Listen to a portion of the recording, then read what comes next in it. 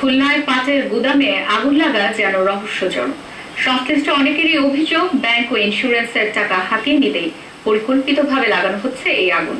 গেল 10 বছরে পাটের গুদামে 220 বার আগুন লেগে লোপাট হয়েছে 46 কোটি টাকা। খুলনা প্রতিনিধি মিজানুর রহমান মিল্টনের রিপোর্ট, জানাচ্ছেন আবু ওবায়দা টিপু। হরহামেশাই পাটের গুদামে লাগছে আগুন। খুলনায় যেন নিয়মেই পরিণত হয়েছে এটি। কোটি কোটি টাকার পাট পোড়ার এই দৃশ্য এখন পাট ব্যবসায়ী, ফায়ার সার্ভিস, ব্যাংক কর্মকর্তা ও ইন্স্যুরেন্স কোম্পানির কাছে খুব পরিচিত। ফায়ার সার্ভিসের তথ্য মতে খুলনায় 2005 সাল থেকে এ পর্যন্ত পাটের গুদামে আগুন লেগেছে 220টি। সর্বশেষ দৌলতপুরের FR জুট ট্রেডিং কোম্পানির গোডাউনে আগুনে পুড়ে যায় 25 কোটি টাকার পাট।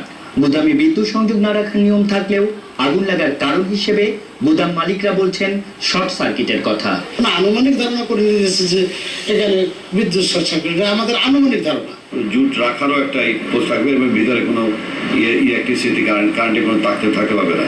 এভাবে পাট গুদামে আগুন দিয়ে কোটি টাকা হাতিয়ে নেওয়ার ঘটনায় ব্যাংক, বিমা, ফায়ার সার্ভিসের অসাধু কর্মকর্তারা জড়িত থাকলেও শাস্তি হচ্ছে না। পাটে অ্যাকচুয়ালি কখনো আগুন ইন্টেনশনালি না দিলে সহজে ধরে না। ফায়ার সার্ভিস ফিজিক্যালি কেউ আসবে না এবং কিছু এদিক ওদিক করবে, টুকাইস ইনকাম করবে, করে তারা সার্টিফিকেটগুলো দিয়ে দেবে। তার বিরুদ্ধে কোনো আইনগত ব্যবস্থা নিতে চাই তাহলে আমাকে অনেক দূর যেতে হবে, যেটা সবসময় আমার পক্ষে সম্ভব হয় না।